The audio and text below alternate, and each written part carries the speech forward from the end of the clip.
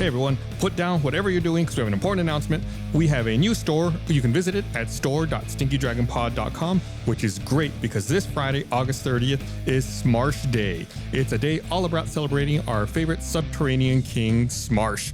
So head over to our YouTube channel at Stinky Dragon Pod. We're going to be doing a live stream for 8 hours that day. We're going to be playing a bunch of games, and we're going to have merchandise that's available exclusively during Smarsh Day. Hey, what great timing. So again, check out our YouTube channel this Friday, August 30th, and head over to store.stinkydragonpod.com.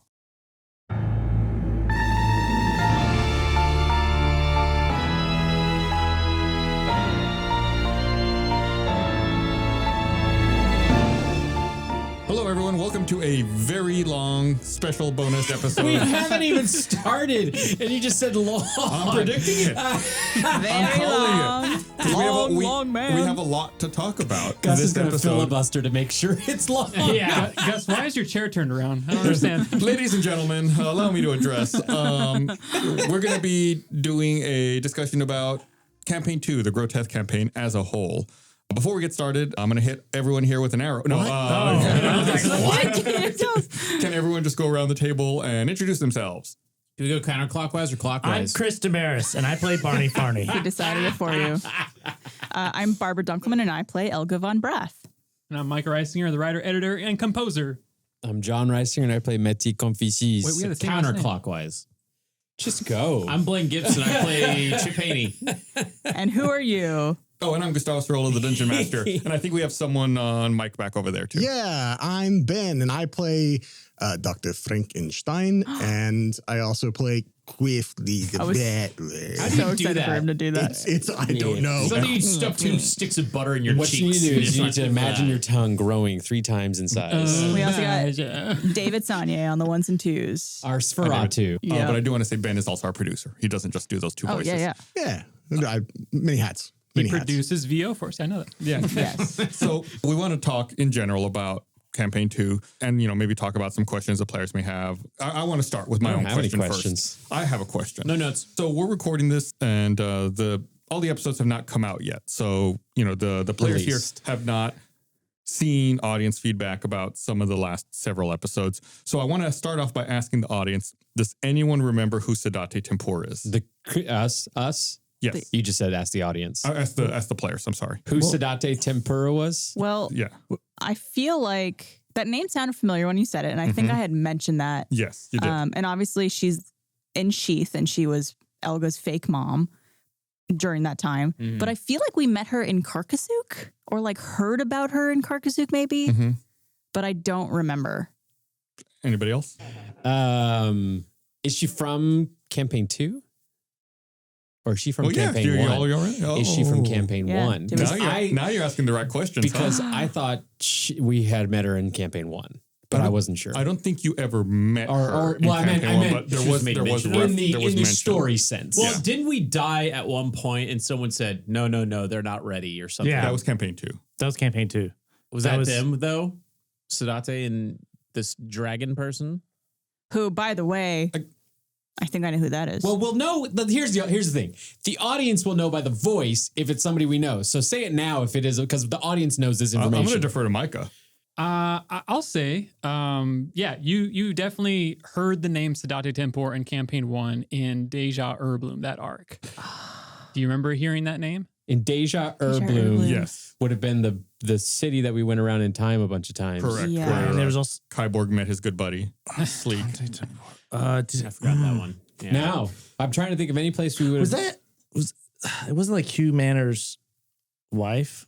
Ding, ding, ding. Whoa, Chris. You're not half as dumb as you look. There's reference, and it's one of the things I was always curious about. Obviously, Micah, you do all the writing. It was one of the things I was always curious about. It was a left open hook at the end of Campaign 1. Was Meld was going to leave to look for her mother. Yeah. Oh. And it was just like it was never addressed directly. Yeah. So even when I got the module from Micah with the name Sadate Tempur in it for the first time, I looked at it and I probably had the same reaction you did, Barbara. I was like, I know this where have I seen that before? I had to like look through your Rolodex.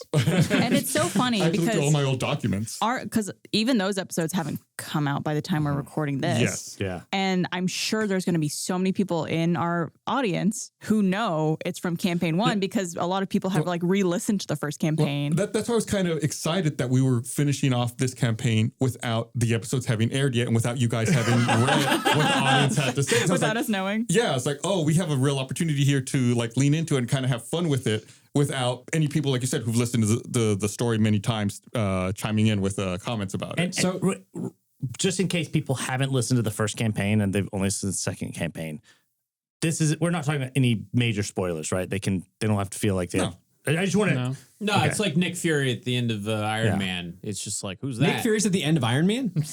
You didn't watch the end of the credits? That's like a thing now. I do think though, like even I think connections that there are to campaign 1 doesn't spoil campaign 1 as a whole. Yeah. Like I think you could still go back and listen to it and not have anything ruined for you. Basically. Yeah, that's what I was. Unless I mentioned beep.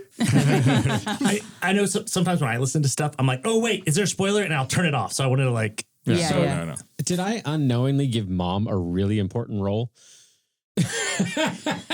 Well, she did birth 2 of you.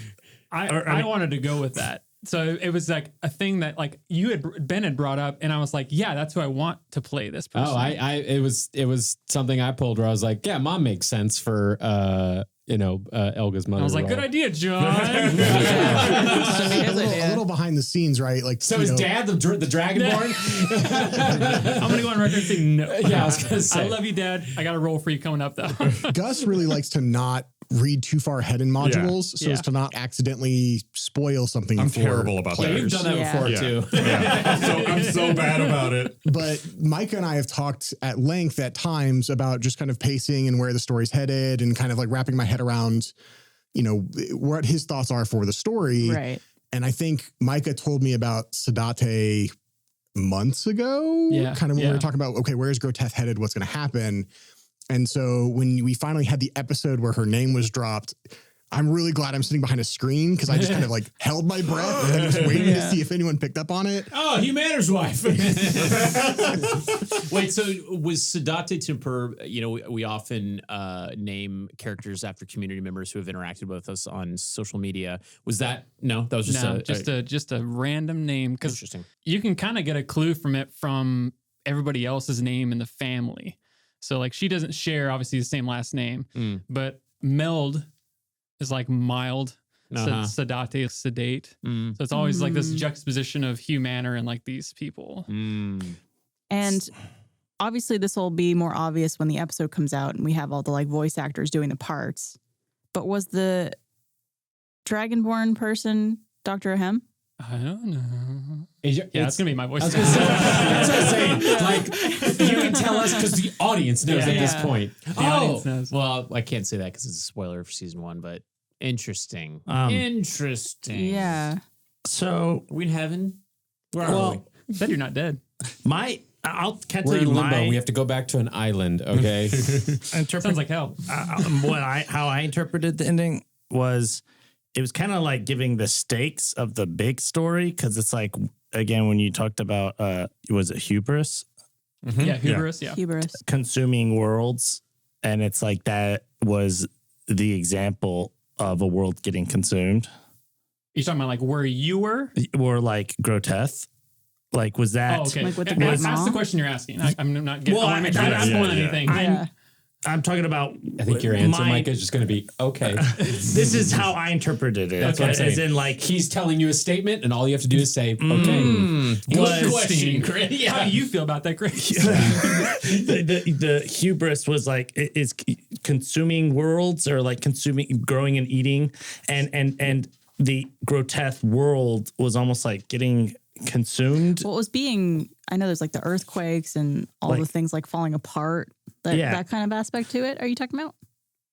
Yeah. Well, and then it literally kind of like we came out of a mouth and it was kind of like the Great Maw. That was the mountain. But like kind of eaten and consumed and like, I don't know, like everything was falling apart. Like the world was being consumed by the hubris, which is like the big, big bad. I think you're on to something. I'm not going to give you a definitive, because I think that would influence future decisions. But I think it's an excellent theory, and I think it has traction in some ways. So I have to ask. Yeah.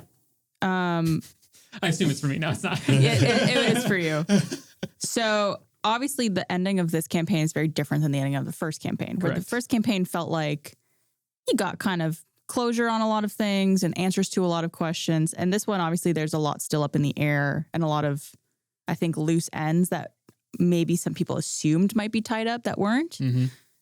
Is this the end of the story for them? This is not the end of the story of Grotethe.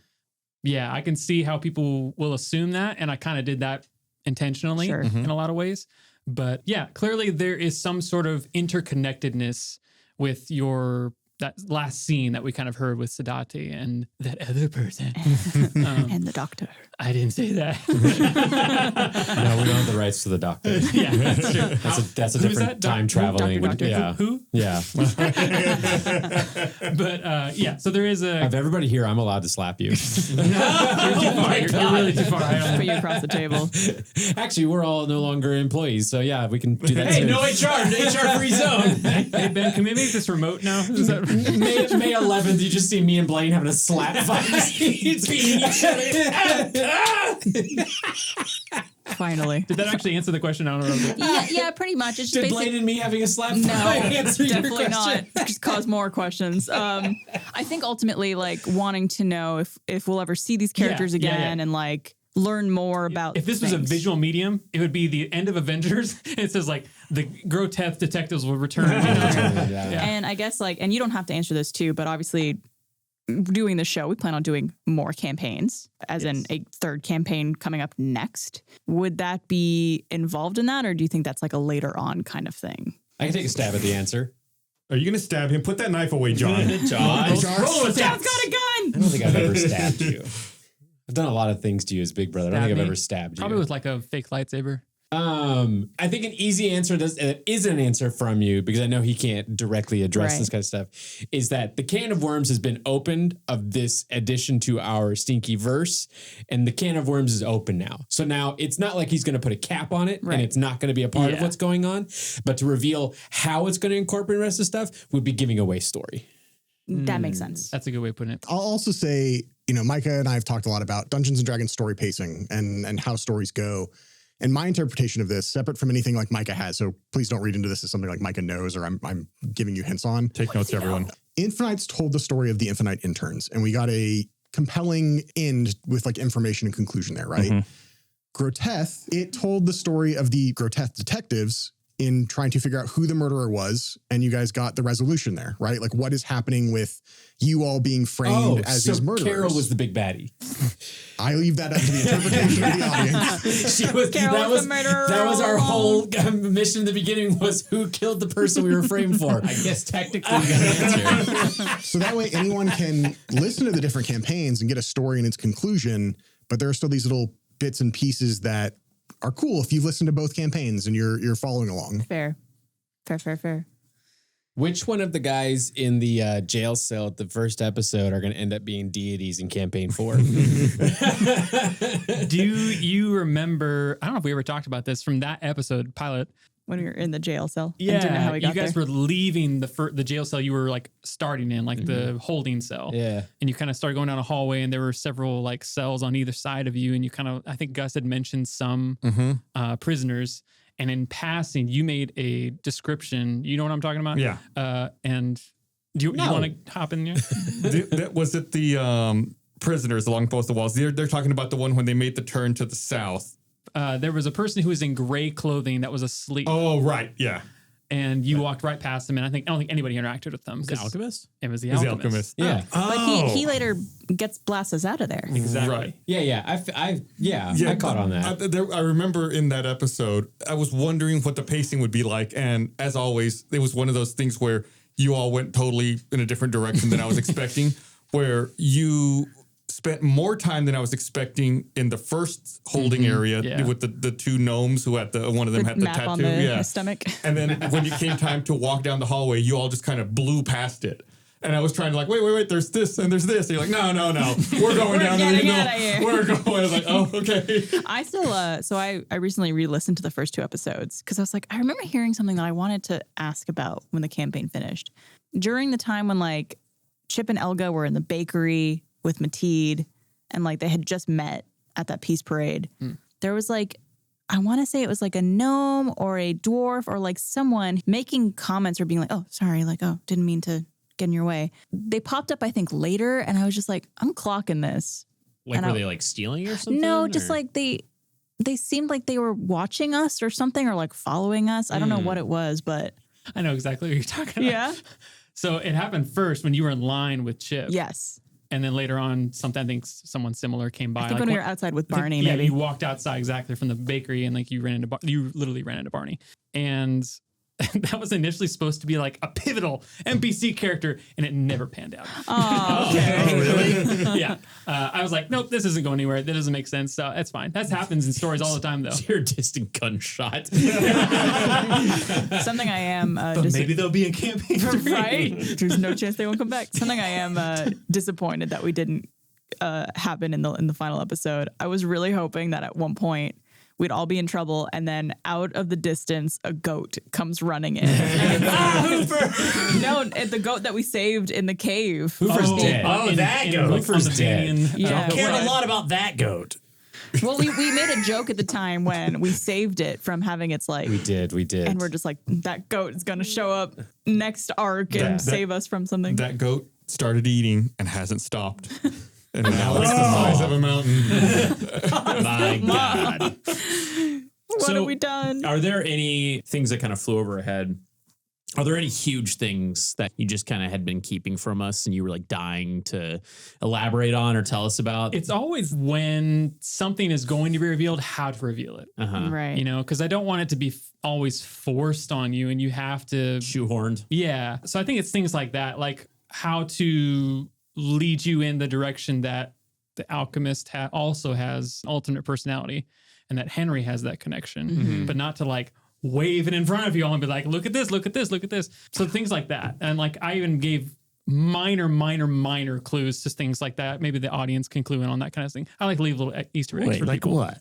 For instance, I clocked do any of you know who the writer, the author of the story, Dr. Jekyll, Mr. Hyde, The Strange Case of? Robert Louis Esteban? Stevenson?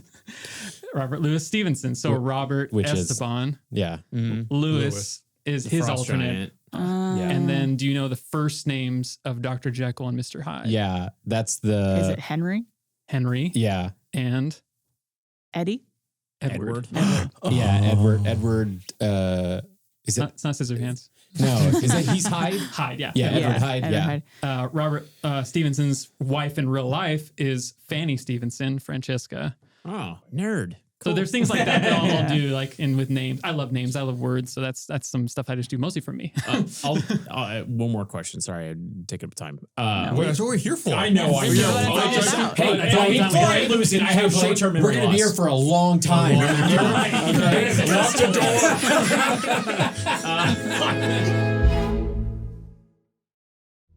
Enjoying the show? Support us directly by becoming a patron at patreon.com/stinkydragon.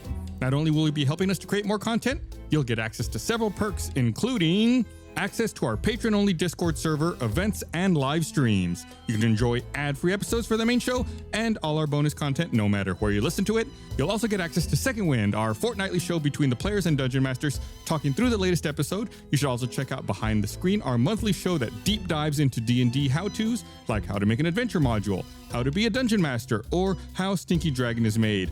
All of that and bonus audio content such as live shows, one-shots, mini-series, and more. Hey there, fellow adventurers. Are you in need of some epic dice for your next tabletop session? Well, look no further than Misty Mountain Gaming. They've got an incredible catalog of dice made from all sorts of materials: stone, resin, glass, metal, silicone, liquid core, bone, you name it. And guess what? Misty Mountain Gaming offers free shipping within the United States, plus they now have new affordable shipping rates for our international friends. Their dice are perfect for any RPG you can think of, whether it's Dungeons & Dragons, Pathfinder, Shadowrun, Savage Worlds, or even math games. If it involves dice, Misty Mountain Gaming has you covered. But that's not all. Check out their specialty sets like Ragnar's Bone Dice Set, Legends of Valhalla Hollow Metal Dice Set, and the stunning Vlad's Blade Metal Dice Set.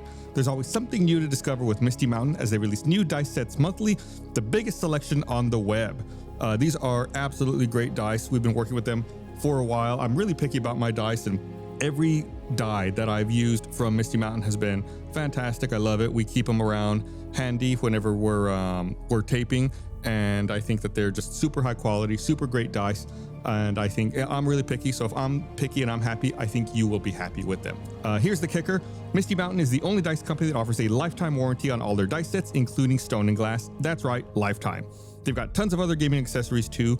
Leather bags, leather books, dice trays, miniatures. You want it? They've got it. So what are you waiting for? Elevate your game with Misty Mountain Gaming. Head over to their website today. Explore the magical world of dice.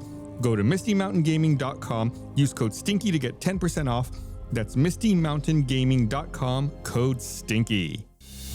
From the award-winning game studio BioWare comes an immersive fantasy series, Dragon Age Vows and Vengeance. A pair of heroes brought together by fate to embark on a journey of revenge, redemption, and love. Set in the vast world of Thedas, Dragon Age Vows and Vengeance features key characters from the upcoming Dragon Age The Veilguard, rated M for mature, Dragon Age Vows and Vengeance, an 8-episode immersive fantasy series. You can listen and subscribe wherever you get podcasts. Dragon Age Vows and Vengeance was created in collaboration with BioWare based on their video game franchise, Dragon Age, which since 2009 has invited players into the worlds of adventure, conflict, and companionship that inspire players to become the heroes of their own story. This story is about Nadia, a retired cat burglar, lured back into action for the thrill of one last score. Unknowingly employed by the Dreadwolf, Nadia tracks down a powerful ancient artifact, and both she and her lover, Elio, find themselves caught in a web of lies that threaten the entire world. When Elio is seemingly banished to the Fade, a mystical magical plane, Nadia desperately searches for answers on a rescue mission across Thedas. It's an 8-episode weekly show launching August 29th, so listen and subscribe to Dragon Age Vows and Vengeance starting August 29th, available to listen wherever you get podcasts.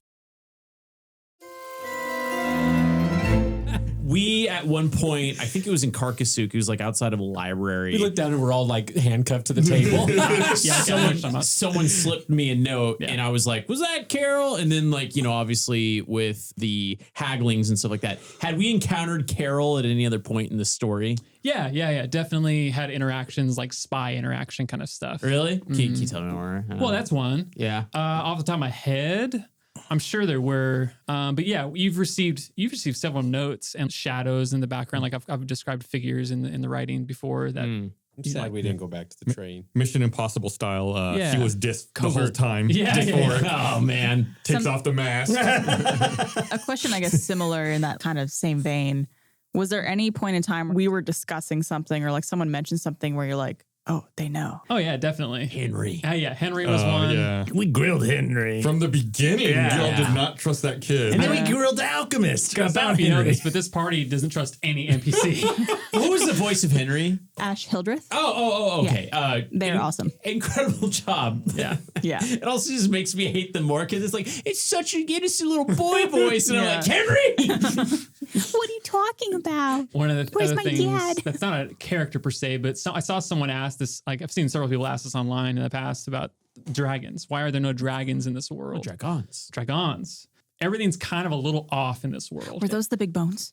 Those are the big That's bones. what I thought. Yeah. I thought the big bones were those. Yeah. And so like there's kind of this, were they there at one point? What's their involvement? And there's kind of remnants. Like we see Barney comes across a way to summon one. And then there's also the cave you guys went into that was kind of remnants of a dragon that eventually was Skelegon and then Draghast. So like there's that kind of stuff too. One thing that I wanted to bring up that before I forget, this is a music thing.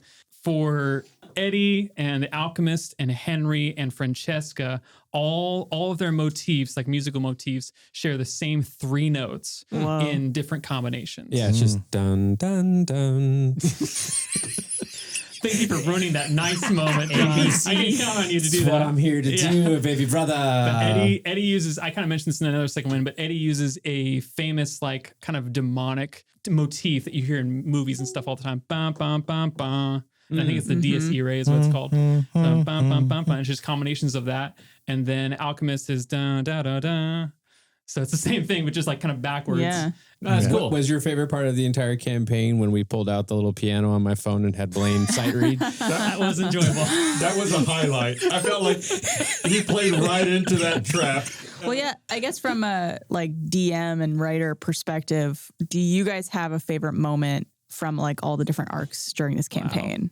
I have mine. Oh, you do. Oh, I know what yours is. Do you? I'm gonna guess it's the hemo pieces, the blood bank. No, that was good though. That was very good. I think that's my favorite. That was very good. Just like Mateed going around trying to scam every single person. Like in a situation where you should be stealthy and fearful, Mateed just leaned into it. That whole fake it, like act like you belong, and just really like leaning into that. Yeah.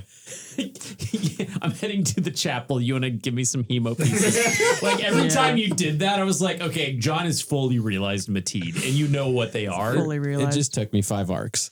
My favorite part of the entire campaign was, I think, a frustration for everybody involved, including you guys, because of sandbagging moments. It's when we were talking to the wall that mumbled. I was in Carcassuk. I loved that. It was very much the lady in the inkwell kind of situation where it's like, but you kind of set this up to be something to stall us. The description in the module just had this wall mumbles. That's all it was. Before I forget, that on that same vein, when I was making this last module where you guys kind of making your way, chasing after Hugo and stuff, and you're going these different weird rooms, the one practice you do in D&D is obviously put treasure in certain places, and like if you find it, you find it, and just overwhelmingly do that, and then like they'll only find certain things.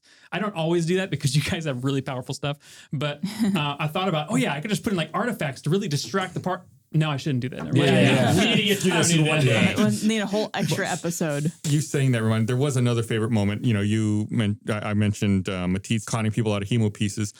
Another favorite moment, this is all later, was Barney perfectly falling into the trap of the Vamparty. Also in the Vampire. Oh yeah, that was a fun moment. Where Chris or Barney asked, like, is there a place I could rest for just a minute and do this? And did not get it all suspicious when I where I perfectly described a spot where he could do it, and he's like, yeah, that's great. I was like, oh, okay, we're doing it. It's Barney's literal hell, just surrounded by vampires. He's an old man in a loud techno rave. There was a fun moment. I forget which arc it was in, but we were like going through this place where we were going through walls or like going through into different rooms. And I went ahead first. And so you guys had taken your headphones off. Yeah. Because we were recording that one remotely. Seeing how you guys approached the situation after I had done it, it was just a really entertaining mechanic, I think. I think that was right by the mumbling wall. I think it was that same episode. Same episode. See, I remember finishing recording that and be like, that was a fun episode. It was really fun. There's a lot of that I would like to pursue as we get more familiar with D&D and kind of like get out of our rookie stages. I don't think we're still pretty new. What did you say to me earlier? I was like, I don't remember what exactly I said. It's like, when are they going to learn what a modifier is? As we get out of that, I and I'm not a DM, so you can take this or leave it, but like messing with the meta of it. There's times where it's like, oh, Mateed finds this Bible that says this highly specific thing, and then we all suddenly know about it, even though like the characters don't. That lack of information, but also like, I think you tried this at one point in a past campaign, Gus, how you like stole from the party during long or short rests, and then it was like this thing that you'd worked out with the DM. Yeah, I highly discourage anyone from ever doing that because it created a lot of problems. But in one campaign with some friends, I was playing a rogue, but I told everyone I was a fighter. Yeah. Oh. And at night, I would make checks to steal stuff from the party that they had that I wanted. And then in combat, people would be like, I pull out my so-and-so to use it. And the DM would be like, yeah, you can't find it. That's so funny. I will say, I do not want to do that. Do not do that. I will say I hate that. And I love it more the way we have done it, where I heard that you two, Barbara and Blaine, found treasure, but because Mateed didn't roll that was in the first arc. a check, I went, okay, Mateed doesn't know. And I think that's funnier because then you can actually play with it. It's everyone playing in John space. knows, but Mateed doesn't. Yeah. I like that better because we're supposed to be collaborative and be yes-anding each other. Yeah. And when we are not telling each other what's going on, that's kind of a bummer. One of my favorite moments are when a motif for one of your characters, like the player characters, comes into my head. So for instance, the first one I think was probably when you went into the Dragon Cave and you guys had I think Mateed was like splashing Barney with like that goo. purple stuff? Yeah, the purple stuff.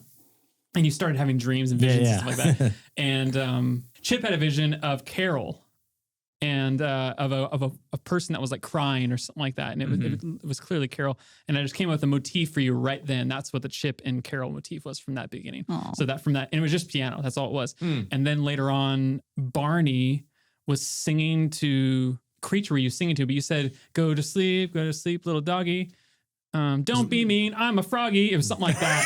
That sounds like Chris. Yeah. Was it a warg?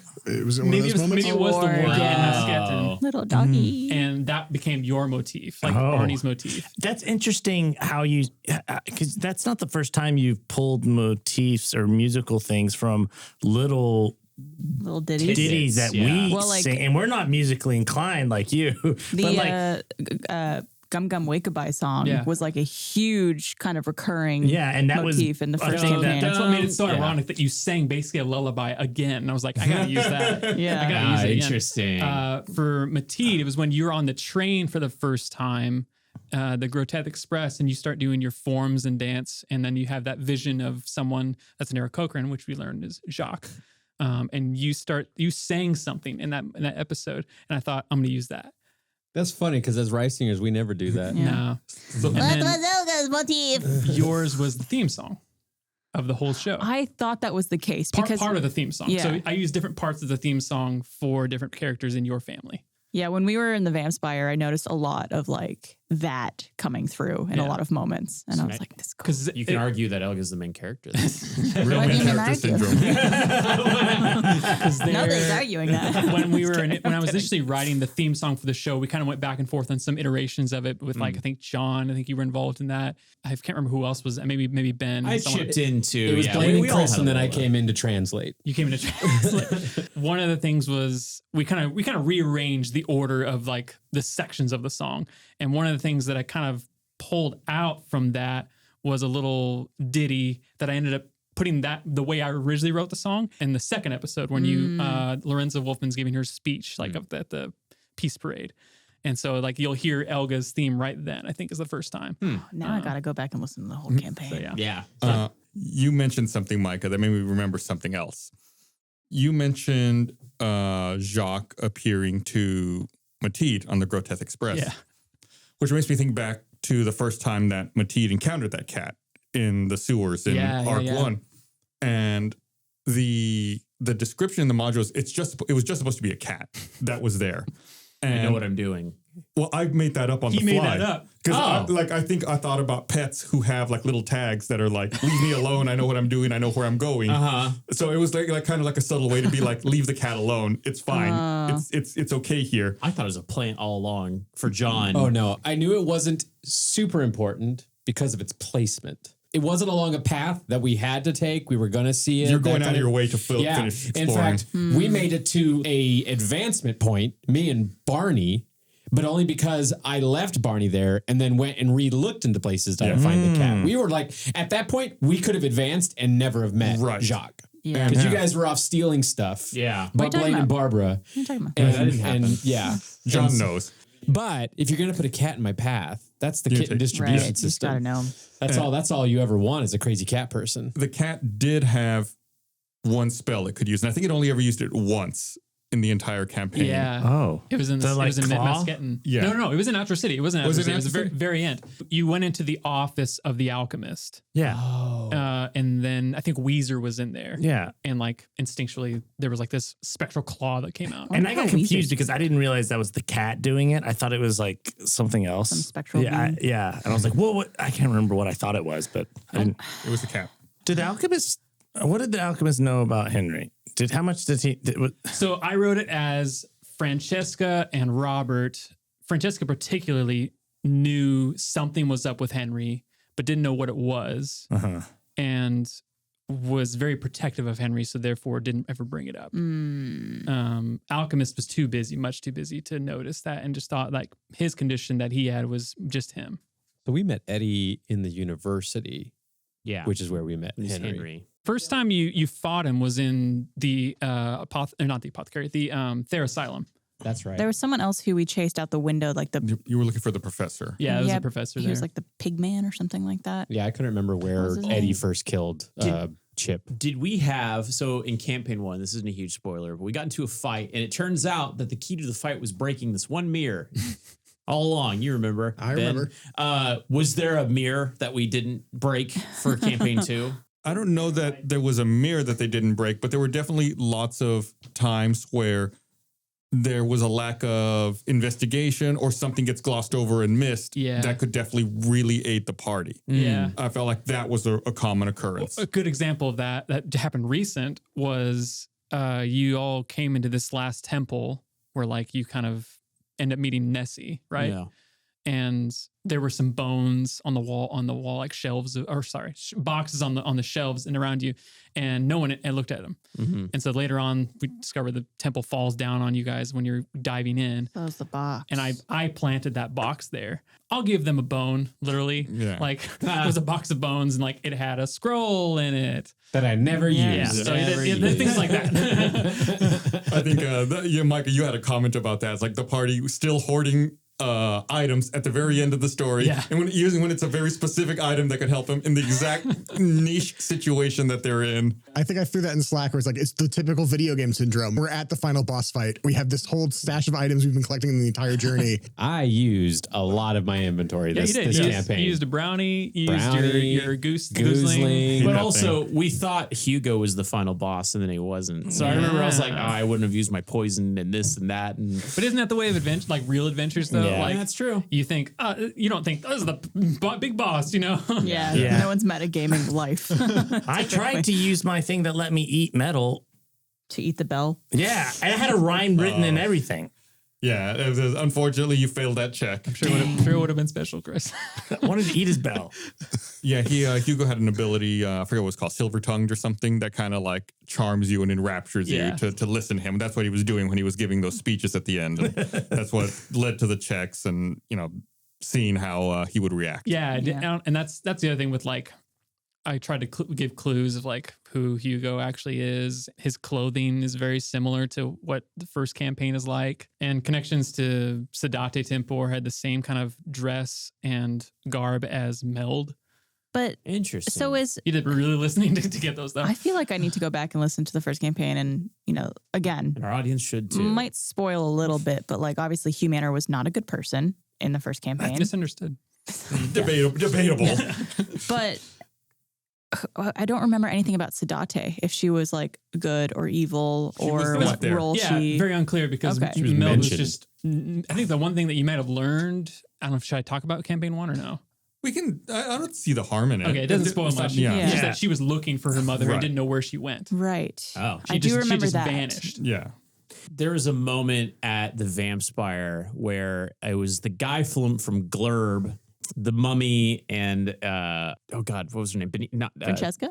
Francesca were like outside protesting stuff. I assume that they were like a part of a greater plot, maybe like in Sheath or anything. Was there anything to that? Not Sheath in particular. No, I like to think that. I think the way I wrote it was like they all had lost something, and they found camaraderie amongst each other and wanted to basically help along in this quest. It almost seemed like we were encountering like another adventuring party. Yeah, exactly. It was That's like, exactly right. what a weird group of people, Yeah, that's exactly right. Because I mean, like I think I've said this in another second one before, like the world is alive. It's not like when you guys go to sleep, the world stops.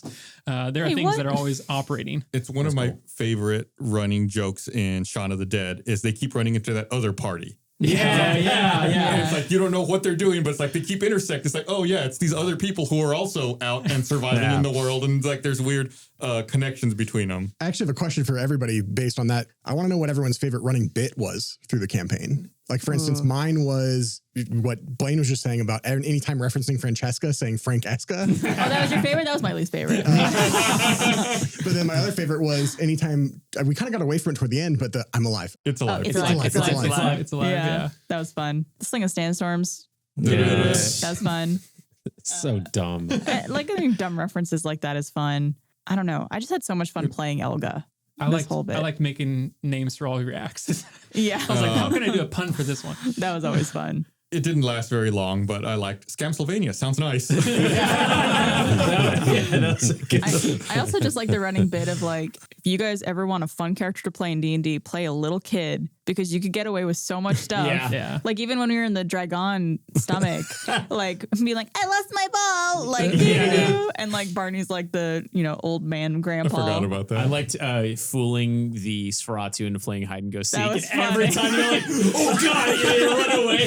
It was funny how those characters really evolved. Yeah, they were really mean and scary. Like, if you meet them in the very beginning of the well and they're like really foreboding and like mysterious, and then they end up being just like goofballs that are like trying to patrol the tower. In my mind, they have to be more stern outside of the Vampire, right? Like these are like gatekeepers, trying to dissuade people from coming in. Whereas, once you get into the Vampire, and especially if they recognize Elga, the belt's like loosen up. It's like, all right, You go into the break room, they're cracking a cold one.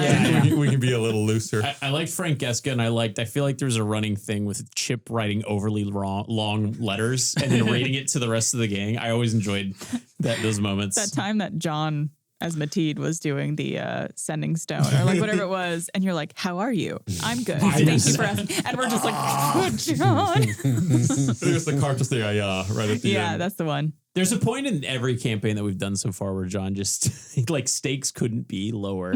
And like there were like mud had happened, I think during like the Babayu part and stuff where you're just like, c'est la vie, Like, Yeah.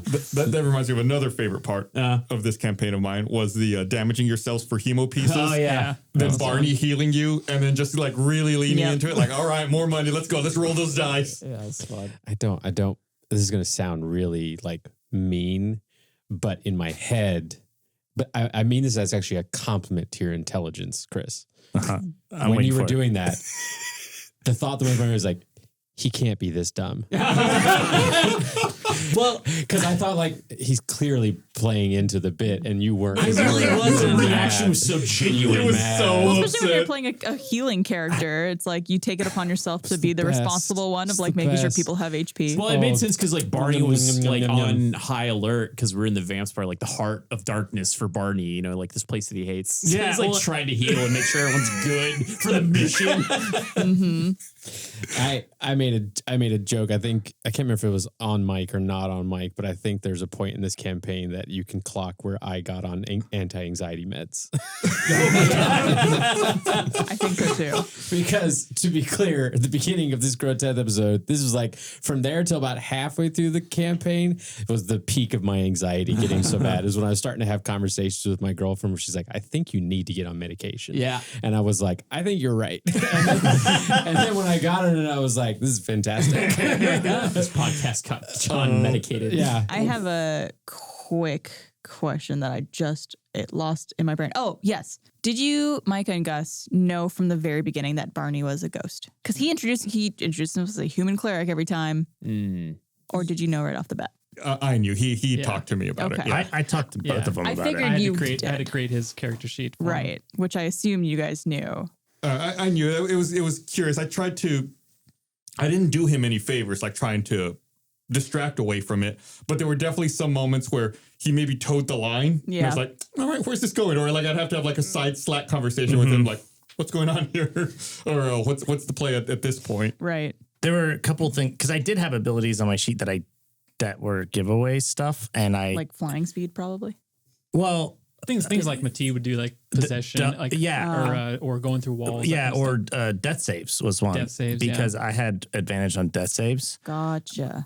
but I couldn't. I didn't want to roll those publicly. Oh, that was it. So yeah, you would have a second secret roll. Yeah, Gotcha. just to Gus. I think when I made your homebrew, is that race?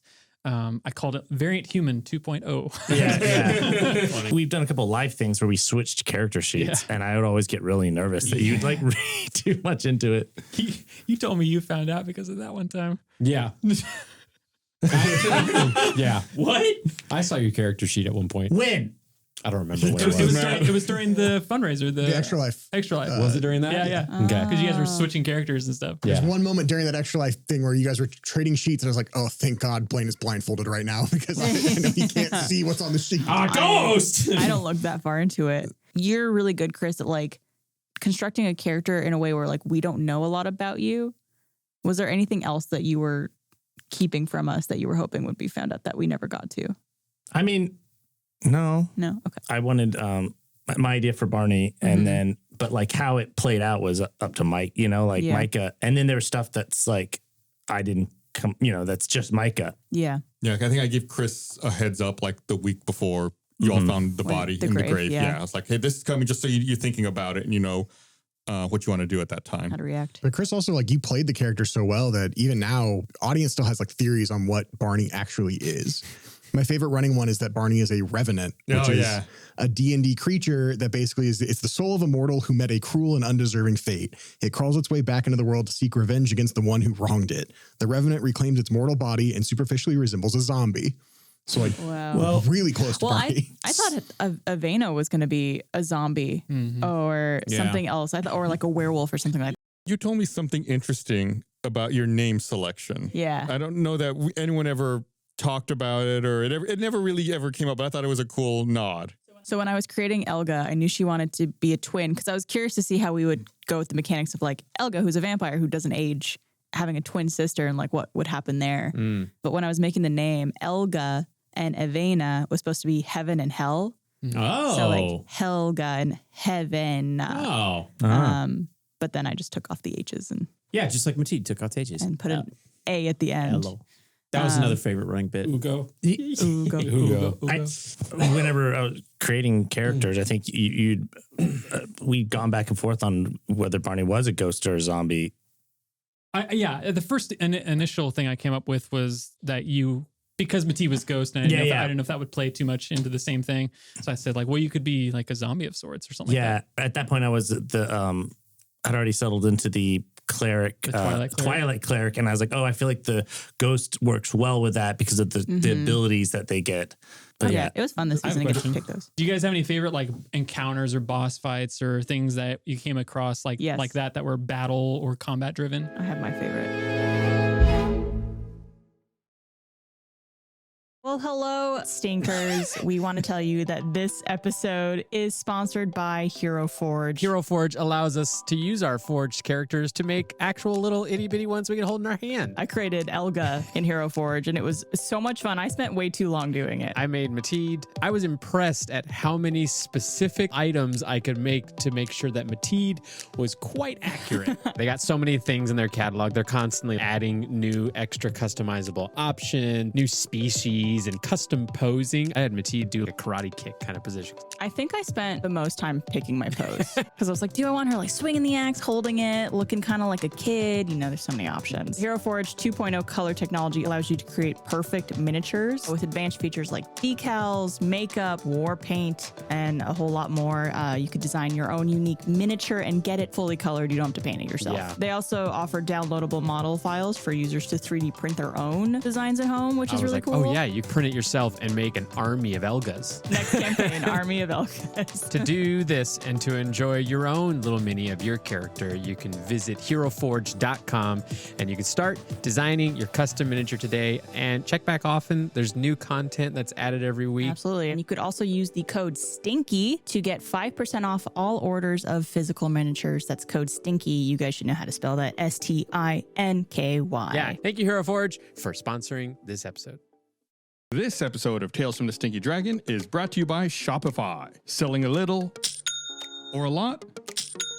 Shopify helps you do your thing however you cha-ching. Shopify is the global commerce platform that helps you sell at every stage of your business, from the launch your own online startup shop stage to the first real life store stage, all the way to the did we just hit a million order stage. Shopify is there to help you grow. Whether you're selling scented soap or offering outdoor outfits, Shopify helps you sell everywhere. From their all-in-one e-commerce platform to their in-person POS system, wherever and whatever you're selling, Shopify's got you covered. Shopify helps turn browsers into buyers e-commerce with the internet's best converting checkout. It's 36% better on average compared to other leading commerce platforms, and sell more with less effort thanks to Shopify Magic, your AI-powered all-star.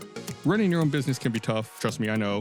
Why not partner with someone who can help take some of that load off from you and who's used everywhere industry-wide? I think Shopify is a great fit for any size, no matter where you are. I mean, they said it themselves. Did you know Shopify powers 10% of all e-commerce in the US, and Shopify is the global force behind Allbirds, Rothy's, and Brooklinen, and millions of other entrepreneurs of every size across 175 countries. Plus, Shopify's award-winning help is there to support your success every step of the way, because businesses that grow with Shopify. Sign up for a $1 per month trial period at shopify.com/dragon. That's all lowercase. Go to shopify.com/dragon now to grow your business no matter what stage you're in. Shopify.com/dragon.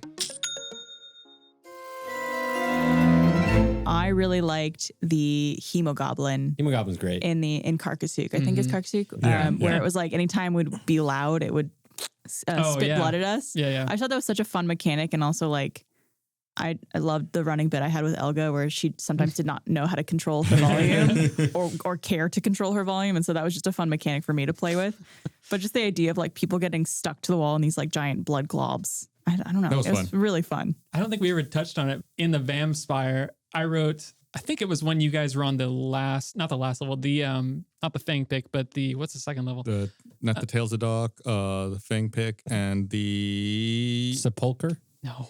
Claustrid? Claustrid? Yeah, that's it, Claustrid. yeah. Thank you, David. David's got a great memory, by the way. I don't know if I people could know not that or not. have. Audiences know this. I have a terrible memory. That's why I write everything down. But yeah, in the Claustrid, there was actually a chance for you to re-encounter the Hemogoblin. Oh, really? Oh. I wanted to talk about that. I'm sorry to interrupt your question for a second, but that's one of the things I wanted to talk about was in the chaos of the Vampire, there was so much that overwhelmed the players, but there was so much also that they didn't see. Yeah. Including the Hemogoblin. There was the chance that they could have run into the mold and discovered that the mold was there. Like, Which is a big aspect of that area where they kept talking about how they had gems. Right. And the mold shows up at the end to kind of like save you guys from stuff that's falling. And it's like, there were all these possibilities. Micah, you wrote so many possibilities in the Vampire. There were so many. I did. There was so much dice rolling behind the scenes. Like, what's going to happen? Are they going to run into this? Are they going to run into that? I think my favorite was like the bat rat races. Yeah. We just got confused trying to remember which direction was what and like where we've been already, where a dead end has happened and like backtracking. And that's the other thing too, is like each level of the Vampire mechanically played differently. So the bottom level that you guys start in was a mapped out dungeon that had rooms and had people moving in and out and all that kind of stuff, and it functioned in a certain way. And then you moved to the second level, and the second level was virtually endless. You could have kept finding places if we'd kept playing the game. And that's I think what you're talking about, Gus, is like there was just tons of possibilities. Which is funny because it feels like we so that's the exhausted that's the options. spiral.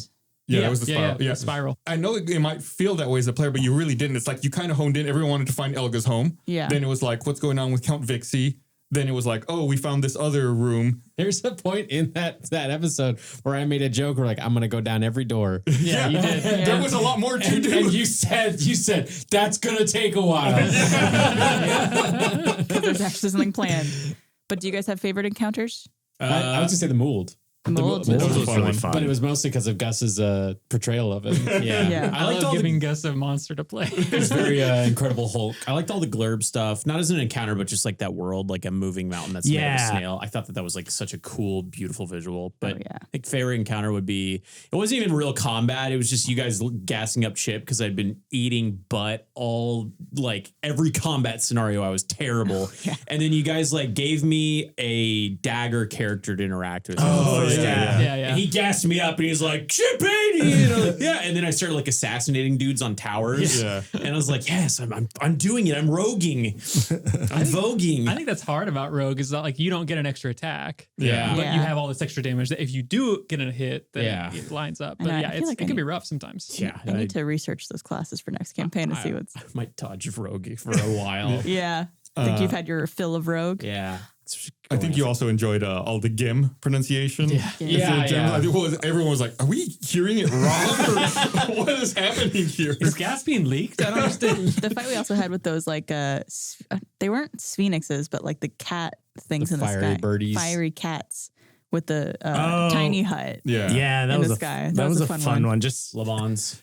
anytime there's like weird mechanics of like everyone's like trying to Or, carry like, each other and We get through it in like a very non-typical way. We were talking earlier in the episode 50 about like words that we only read and then like the pronunciation. I've always pronounced it Leoman's.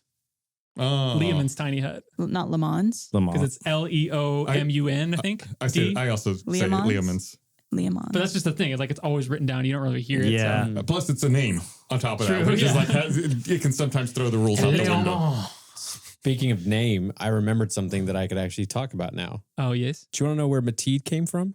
Where? They were actually based off of somebody. Oh, I described Mateed as non-binary femme presenting, and I was like, I wanted to find a woman from history, from French history, that was like a bad gal. Bad gal. Almost swore there. This is Mateed Carré, born 30th of June 1908 in France, died in 2007. So wow. 99 years. God. Yeah. Wow. Check out this. Known as Le Chat, the cat, which is why I named the bakery after that. And funny enough, Le Chat Jacques Gourmet.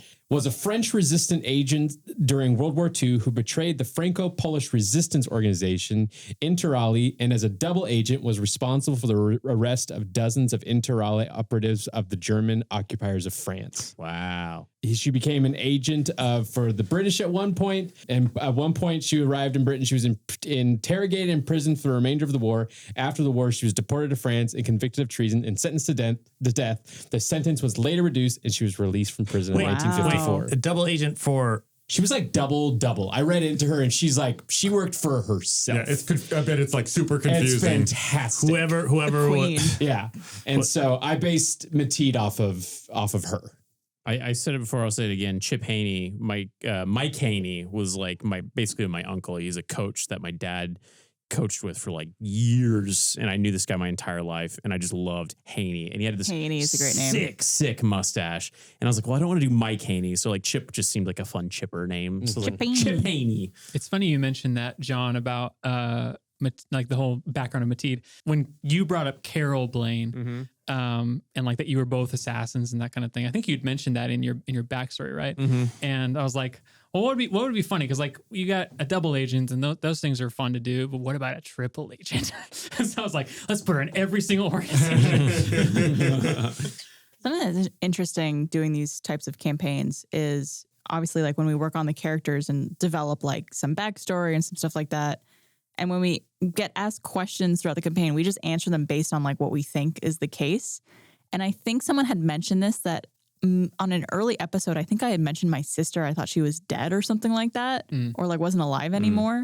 I have to go back and see what it actually was. But like, I'm sure at the time we didn't really know the plan for things. And like, you write as you go to, you know, Clearly, for with some things. Jacques. Clearly, Right. things are figured out as we go a But little bit. it's just funny because like there's some things where I'm like, I don't know if I should answer this or not, or if it's going to ruin some like big plan that you have brewing. I think that's something I learned about the arrows as well, like what kind of arrows we want to fire at you all, because you don't want to box yourself in either. You don't want to give off too much things that like it's set in stone forever.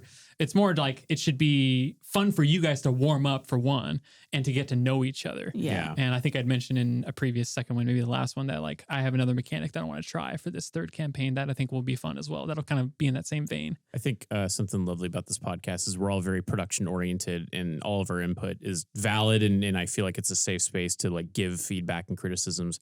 And early on when we started introducing arrows, I was like totally against it because I was like, no, we got to get right into the action. And then arrows ended up like, I loved arrows. Like answering arrows is so much fun. I like when we introduce. Did you love arrows, Blaine? Did you love it? I hadn't noticed. By the end of the campaign, you reciting entire monologues to answer. I love the Bradley monologue. I was like, this could be you an animated slacked clip. us at one point, or like, I've got an idea for an arrow. Yeah, Bradley in the stolen piggy bank. But no, I thought it was a good mechanic, this campaign, doing like the character introductions, the arrows, having like a little bit of time before getting into it. Cause I was re-listening to some of the Infinite campaign and we don't do that. Yeah. And I was like, I kind of wish we like revisited who we are and what classes and races we are. I think if we had done that in the first campaign, I'll speak for me. Okay. I would have been terrible at it. I think I learned so much Fair. how to play a character in the Infinites.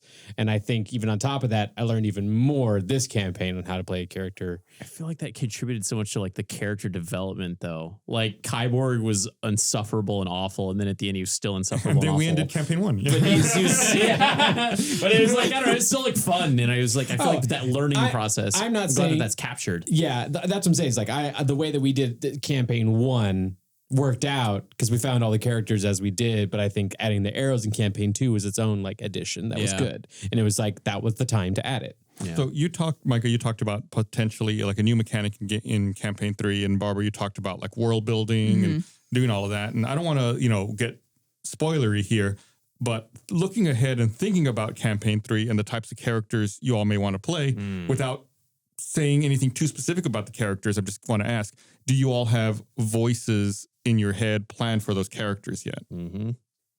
I do. I don't know if I'm ready to commit to it 100%. You can test it here. This we'll put a big asterisk. May not be final product. So the character I want to play is inspired by a character I used to play in a different production named Gambo. Yeah. Everyone knows him. Everyone loves him. He just talks like this. There's nothing a whole lot special to him, but he's a special guy. So we'll see. We'll see. I don't know how to describe that voice. I was trying to figure out how do you describe the way Gumbo talks. Gambo. Sorry. Which is another thing where I'm like, I don't know if I Gumbo should. was mine. Gumbo is yours, which is why I think like I might have to like rethink who the character the is. voice though, I was just trying to figure out because I'm like, it's such like, where do I land that type of talking in the world? It's a little bit like Bronxy, like old timey gangster. It's definitely like a bit also a speech impediment. Yeah. As well. I almost think like someone from Maine, like that weird Maine accent that they have. Really? That's what it makes me think of. Well, then it must be like a Maine mobster. Because I with hear a speech impediment. I hear a little bit of like a seedy underworld, but like from the 1960s kind of thing. It's fantastic. Interesting. It's fantastic. Thank you for your input, John. I will take it to heart. Thank you. The first thing I think of when I hear voices like that is I go to what would be the most insufferable one shot we could do with characters that are like, okay, Gambo, Captain Kirk, Quiffley, and wow. I don't know a fourth character right now. Wait, are you saying this is an annoying voice? I don't know. I think we could do there's something here. Quiffley. Let's boldly go where no man has gone before. But I think we all feel like the voices we start off with in each campaign evolve as we get more like familiar and comfortable doing it and with the character. Like I feel like no one sounds the same at the beginning and the end. Well, I feel like when you start the voice, you have this idea for it, but then it becomes impractical. You can't maintain it, so you have to make some compromises to make it sustainable. Except you. Barbara, you're consistent. Yeah, I feel like you're pretty consistent. I don't know. I feel like there's subtle differences. Like I think Elga got much higher pitch throughout the I'll season. acquiesce to some subtlety. Yeah. I'd say with like, at least I'll just speak for me, wild differences. I feel like you were the most consistent That's this funny. season. I think both of my voices changed drastically throughout the campaigns. Mud? Mud was supposed to, remember, like I've said, Mud was supposed to be a dumb, slow, deep voiced, like almost like a kid. In order to keep up with the character, my speech got faster, and therefore his voice got a little higher so I could talk a little faster. And then now with Stinky Dragon Adventures, because we were doing like lines and pickups and stuff, and I was doing that so much, like I've turned Mud into something that I can pull out. It's like you almost make Mud easier to do in order for me to just be able to do him, and that's the thing, whenever I need. It has to be easy to do. Yeah, if for you're sure. talking a lot or like and having to role play in that voice and act in that voice. We just did something today where I had to switch from Mud to Mateed, and I think I had a heart attack. Yeah. I've shown examples before of like other D&D shows where when they're starting off their new season and a player brings a new voice to the table, and sometimes they'll stop down and be like, are you sure We about good with this? that? You're going to do this for maybe 50 to 100 episodes or more, you know? Every This could be the time. next 2 years. Yeah. Chips like started out difficult because it was an accent that I wasn't familiar with, but like now I feel like I've like got a grasp on it. Of course, when we're done, I'm like, no, I can whip it out and it's easy and fun. Well, it might come back. Yeah, that's true. Who knows? I do have my next campaign character like pretty fleshed out.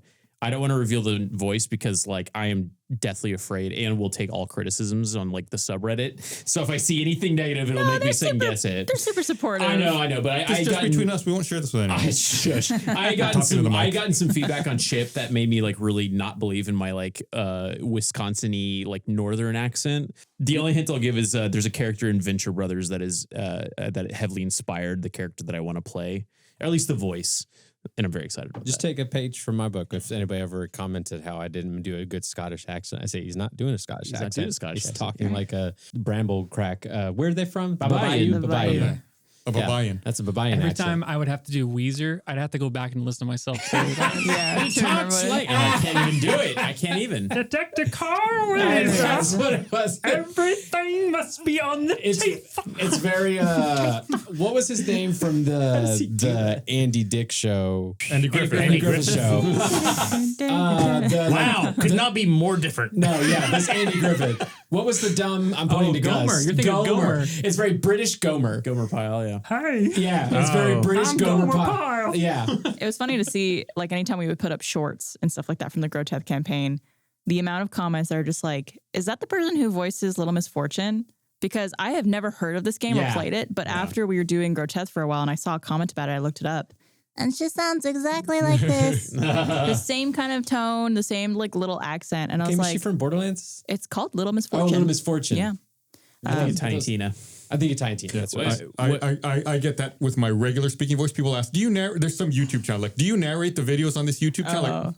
Like, I have no I thought idea you were what going to you're be like, talking. are you Simmons? No, Yeah, no, I like no. the ones that are like, oh, that sounds just like Simmons from Red versus Blue. Do the other two of you have voices you're willing to share yet?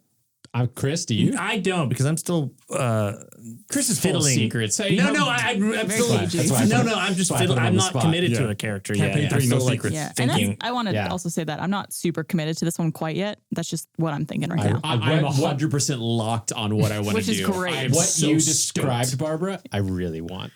Yes. Like Yeah. what you described when we were talking about our characters, and I'm not gonna spoil it. Like I thought that was so funny. Yeah, I just need to, I think, look at the class a little bit more because it's something I'm the most unfamiliar with. Yeah. So that I need to flesh out. It's But I think the fantastic. character itself It's is fun. fantastic. You don't have anything, John? I'll say that I have an idea for a voice, but the one reason why I don't want to commit to it is because I like to challenge my voices and make them something hard to do. And this is an easier one, and so I'm still trying to figure out a way where I could take it somewhere difficult. So There's it's probably nothing going to wrong with change. easy. No, there isn't, and I might just default there. Yeah. Because like her voice plays into like who she is. Right. But so in order to change her voice, I got to change who she is. And I don't think I will because I really want to play this character. So if I say it right now, I have to kind of commit to it. You But if have I to, don't, I don't. But I have a little bit of a voice. Okay. But I've alluded you- to what she is. Right. Do y'all practice them by yourself? Yes. On the drive to work, I would stop listening to the music or I would sing along to the music in Chip voice. Because I don't. Wait, what music?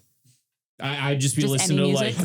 Like any song. Sing us a song. Oh, Yeah. that's funny. I want to hear Chip sing now. Can we get like a Chip album? He's just singing Taylor Swift in Chip's Chip voice. It's by Haney. You were working as a waitress in a cocktail bar. When I found you. Next Patreon stretch goal, a whole Chip Haney The album. Chip Haney good. classic I hits. love it. I am here for it. I 100% had to try to work on doing something even remotely close to a French accent. I watched so many videos. That is probably, I think it might be the hardest accent to try to do. Because It could so easily go into German or it like, can travel around Europe easily. yeah. The When thing you're doing this, it Yeah. could sound like many things. And with any accent, same as like the Scottish of Mud, there is no Scottish accent. Right. There is no French accent. There is like, hey, what part of that place are you from? That Yeah. kind I of are thing. from Paris. Yeah. I didn't want to admit it, but I do the same thing with Sleek and Quiffly. I Yeah. sing along to songs in the car Wow. as Sleek or Quiffly to try to get It's Wow. nice. voice Yeah. down. Yeah. It's an easy like I'm gonna have to start mechanic doing to that. get into it. That's and we a, have time that's to a get pro in. tip. I feel like we learned something I here. will say were trouble when you walked in. that's great. The thing I'm excited the most. Bart's easy because he got sang all the time. Yeah. Tit Oh yeah, you did nice. sing a lot as Bart. I'm excited about campaign 3 because I think something that I noticed with campaign 2 is depending on your character's attitude and kind of like what their character is like. I feel like I adopt that as a mindset. So Kyborg, I was like really cocky and shooting little quips, and then with Chip, I was chipper and happy, and so all that. And I feel like it bleeds into real life. My next guy, I'm excited to see what that does for Blaine. Oh no, no, it'll be cool. Like, and the other thing too, and this is like any advice for people that are listening.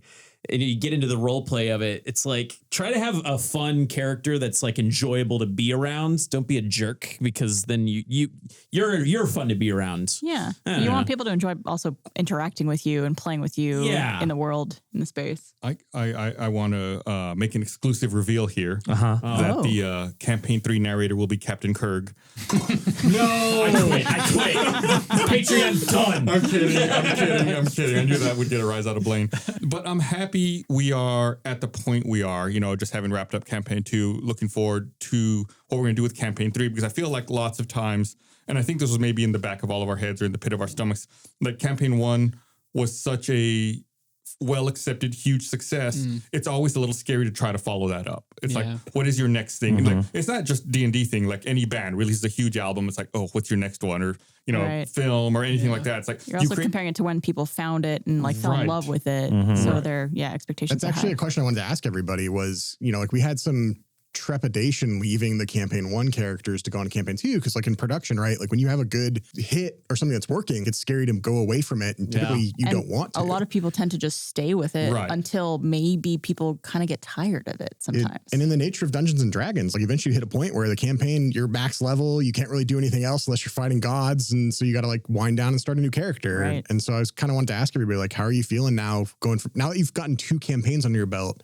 How do you feel going into campaign 3 now that we have 1 and 2 done, and how is it different from going from campaign 1 to campaign 2? Big shoes to fill is what I'll say, but I have the utmost confidence in Micah and the whole team to do an incredible job, because I think like I loved campaign 1. I had a lot of fun with campaign 2, and I thought a lot of the like discoveries and twists and turns were like really interesting to me, and I would say I almost liked it better than campaign 1. Personally, I'll probably like campaign 3 even better, because it's like it's these things that we keep having more experience doing and get comfortable doing and know how to build the space more and more. We're only going to have more fun with future campaigns. I think you said something important there, which is like your familiarity and your comfort with the material. Yeah. You're not so preoccupied with the rules and the mechanics necessarily. It frees up brain power to explore the creativity and like the fun side. Like, what are the moments we're going to lean into? You're not so like focused on looking at a sheet of paper or like some rules in front of you. Like, what does this all mean? It's like, you've partially, you've learned the material, and partially you've learned it's not that important. Right. We're just going to have fun. Now with the state of Stinky Dragon and us doing this ourselves, I think a lot of us are also going to be a lot more invested in everything to do with Stinky Dragon, and like not having to work on any other projects or like do anything else for our previous job that maybe was distracting or like took away from us being able to like dive full into something like this. So I think it's going to be even better. My calendar will be freed up from meetings that I'm like, why am I here? I could be making some kind of an email. I promise you all, I'm going to start committing to this show. I'm going to wear a 4th hat if that's okay. No, you out of everybody has been wildly dedicated to this since the very beginning. I think that the timing is fortuitous too, because it's like, we're winding down campaign 2, and as we start this new journey, we're also starting a new campaign. So it's just like obviously it wasn't a perfect situation, but I feel like we're making the best case scenario out of a worst case scenario. Yeah, for sure. So I'm excited. Absolutely. I'm very much in the same vein as you, Barbara, where I feel like I keep getting better at this as it goes on. I'm very glad we got the second campaign jitters out of the way now, because that was a concern. And between that and I got to DM my first mini campaign, I'm fully addicted to new worlds and new characters, which I know is a very common trope with D&D players, where they just want to keep making their new character. They're excited about it. And so I'm all for that and excited to do that. And so, I'm also excited to see what's it like to do an entire campaign medicated. I also will say, we have talked about campaign 3 a little bit And I'm really excited for it because Micah, you seem really excited for it. Yeah. Like it's something that excites you as a writer. So I think like in my mind, that's when I'm the most excited to play in a space that someone who's created it is really amped about.